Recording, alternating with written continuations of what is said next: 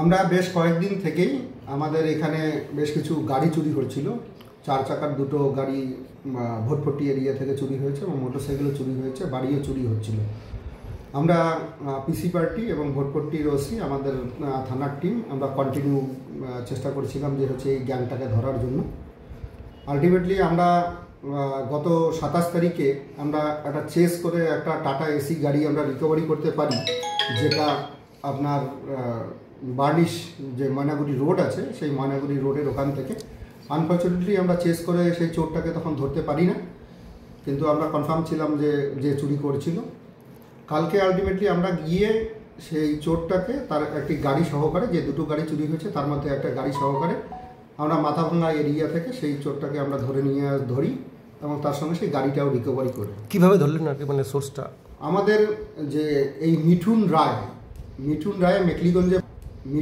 মেকলিগঞ্জে বাড়ি, ভোটের বাড়ি এই চুরিগুলো করছিল। এর আগেও ও বিভিন্ন চুরিতে জড়িত ছিল, সেটা আমাদের কাছে সোর্স ইনফরমেশান ছিল। এই মিঠুন রায়কে কালকের থেকে আমরা ট্র্যাক করতে থাকি। সকাল থেকেই আমাদের কাছে একটা ইনফরমেশান আসে যে ও মাথাভাঙার সাইডে গিয়েছে। সেখানে আমরা ট্র্যাক করতে করতে আলটিমেটলি ওকে ধরতে পারি। ও একটা হাটের দিকে যাচ্ছিল, সেখানে কিছু বিক্রি করার জন্য।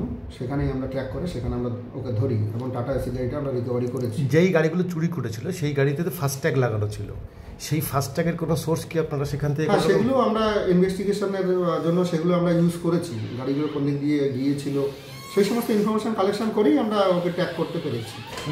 দুটো গাড়ি যে আছে, দুটো গাড়ি কোন জায়গার ছিল? দুটো গাড়ি ভোটপট্টি এরিয়ার দুটোই গাড়ি, দুটোই টাটা এসির গাড়ি।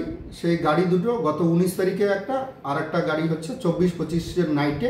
এই দুটো গাড়ি চুরি হয় ওখান থেকে।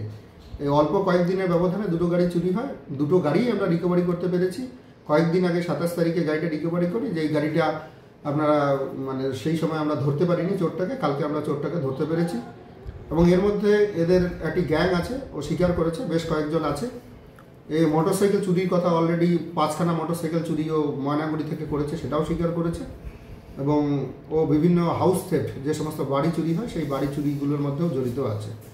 আমরা এদেরকে 12 দিনের পিসির জন্য প্রেয়ার করছি।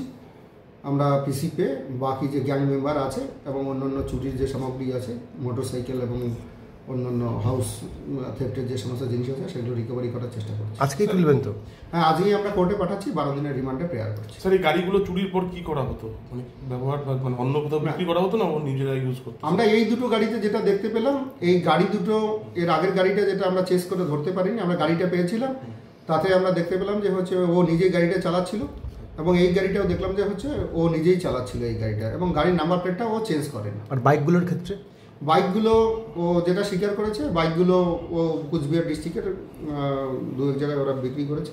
সেটা ইনভেস্টিগেশন আমরা করেছি। বর্ডার এলাকায় বলতে সেটা আমাদের ইনভেস্টিগেশনে উঠে আসবে। রিমান্ডে নিয়ে আসলে কোনো চাবি পাওয়া গেছে কাছ থেকে? একাধিক চাবি এখনও আমরা রিমান্ডে নিয়ে আসার পরেই তারপরে আমরা ওটা ডিসক্লোজ করতে পারবো।